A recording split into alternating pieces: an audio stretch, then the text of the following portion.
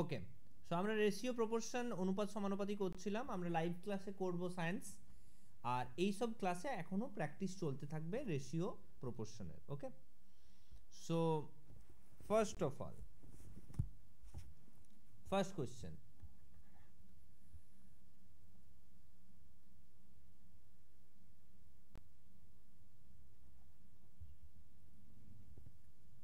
এ এর এজ হচ্ছে, বয়স হচ্ছে 12 বছর 6 মাস, 12 বছর 6 মাস। বি এর এজ হচ্ছে 12 বছর 4 মাস। সি এর এজ হচ্ছে 12 বছর, খাঁটি খাঁটি 12 বছর 0 মাস। তাহলে বলছে ওদের এজের রেশিও কত হবে, অনুপাত কত হবে, A is to B is to C এর রেশিও কত হবে। সেকেন্ড কোশ্চেন, পজ করে নিবি কোশ্চেনটা যদি আবার লিখতে হয়।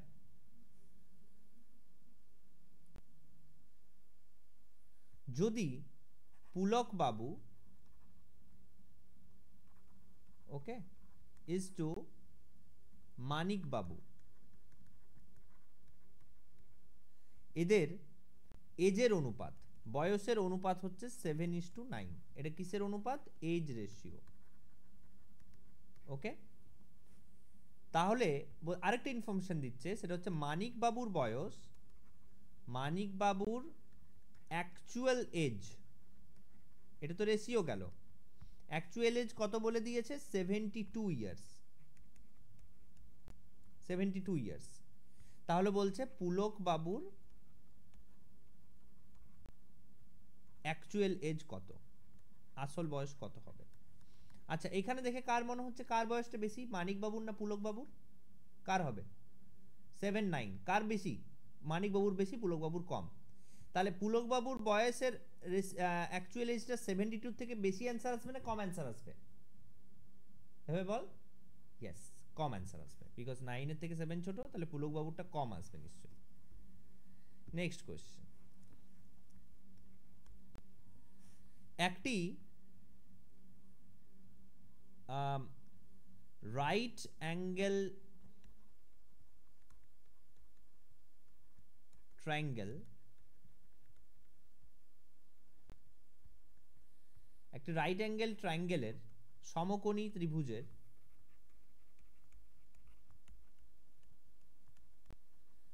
একটা কোণ অ্যান অ্যাঙ্গেল হচ্ছে 30 ডিগ্রি বলে দিয়েছে, একটা অ্যাঙ্গেল হচ্ছে 30 ডিগ্রি, তাহলে তিনটি কোণের রেশিও অফ 3 অ্যাঙ্গেলস কত হবে, তিনটি কোণের অনুপাত কত হবে।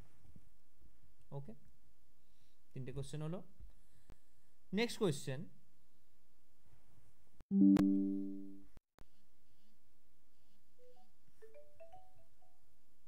দুটি সংখ্যার অনুপাত, দুটো নাম্বার আছে এ আর বি ধরে নে, ওই দুটো নাম্বারের অনুপাত হচ্ছে 5:7, ওদের যেটা এইচসিএফ বা ওদের যেটা গসাগু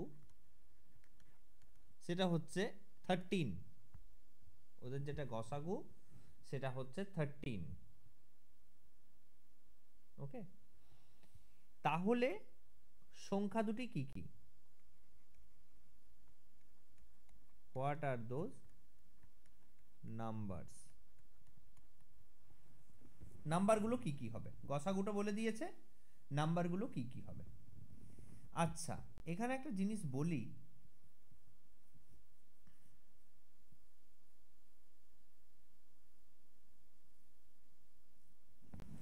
এই জিনিসটা করতে কিভাবে হবে,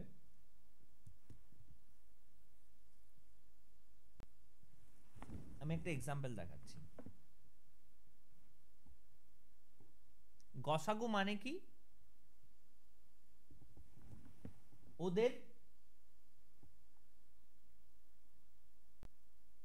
গুণনীয়ক বা ওদের যে ফ্যাক্টরস গুলো বার করে দেখতে হবে কোনগুলো কমন, রাইট, ওদের ফ্যাক্টরস গুলো দেখতে হবে বার করে কোনগুলো কমন, তার মধ্যে যেটা সব থেকে বড় গরিষ্ঠ সাধারণ গুণনীয়ক, হাইয়েস্ট কমন ফ্যাক্টর, অর্থাৎ ফ্যাক্টরগুলো বার করে কমনগুলো বার করব, দেন আমরা ওটার হাইয়েস্ট কোনটা সেটা দেখব। রাইট, সো এটা একটু যদি ভেবে দেখিস, ধর আমি বলে দিলাম দুটো বাচ্চা হচ্ছে 2:3 রেশিওতে টাকা পেয়েছে, ওকে, অ্যান্ড টোটাল টাকার পরিমাণ 25, তাহলে কে কত পেয়েছে? তোদেরকে যেটা বলেছিলাম করতে, কি করতে বলেছিলাম, 2+3 হচ্ছে 5, তাহলে 25/5 করব, ইন্টু এটার জন্য বার করতে গেলে 2 দিয়ে ইন্টু করব, আর ওটার জন্য বার করতে গেলে 3 দিয়ে ইন্টু করব। এটা প্রসেস ছিল। তাহলে স্যার এখানে কি করে হবে? আমি হিন্ট দেব, এটা আর এটার গুণনীয়ক কি কি হবে? 5 এর গুণনীয়ক কি কি হবে? 1 আর 5। আর 7 এর গুণনীয়ক কি হবে? 1 আর 7। তাহলে কোনটা কমন?